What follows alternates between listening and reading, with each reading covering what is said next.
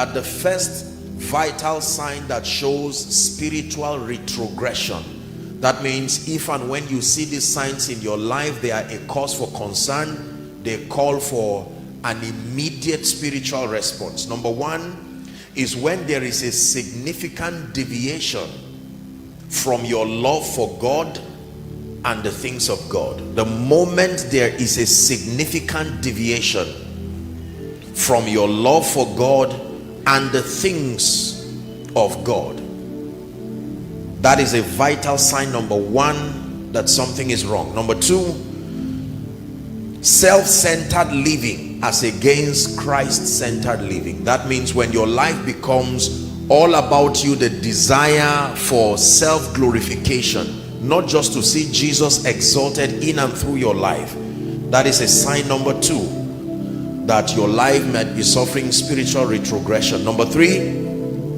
consistent, ever increasing compromise of your values and godly standards. The moment you find out that there is a consistent, ever increasing compromise of your values and your godly standards, it is one of the most classic signs that something is wrong with your spiritual life.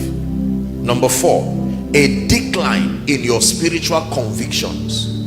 The moment you find out that the things that gave you boldness and confidence about God and the things of God now become a thing of shame and embarrassment, fasting, prayer, your time with God, your passion for the things of God, evangelism, you find out that you now join people to even mock these spiritual experiences as though they were powerless. That is a sign of spiritual decadence. The fifth and the last sign we considered in the morning is decline in passion for the house of God. There is a relationship between your passion and your love for the house of God and your spiritual health. It's a fact that if something is wrong with your spiritual life, it will affect your passion for the house of God.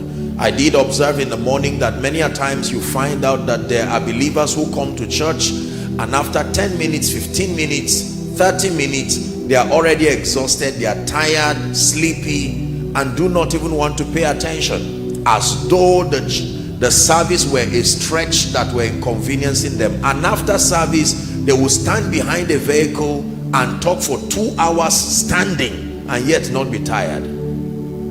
So you see that it was an attack to stop you from receiving the word and to stop your growth.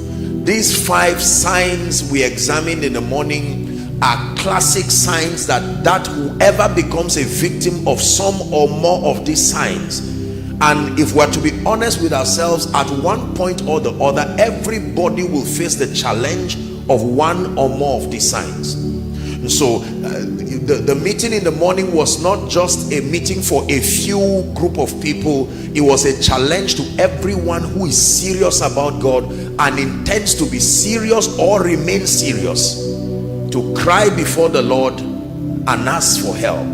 Some of us, from the discussion in the morning, we found out that based on the rating, it was 5 over 5. Everything was wrong with our spiritual lives, and it was a call for prayer, for repentance, for brokenness.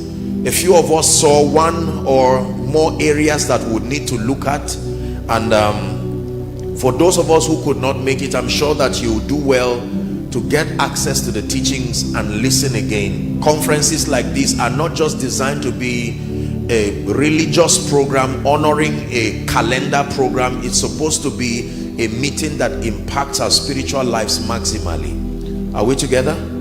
Praise the name of the Lord. And so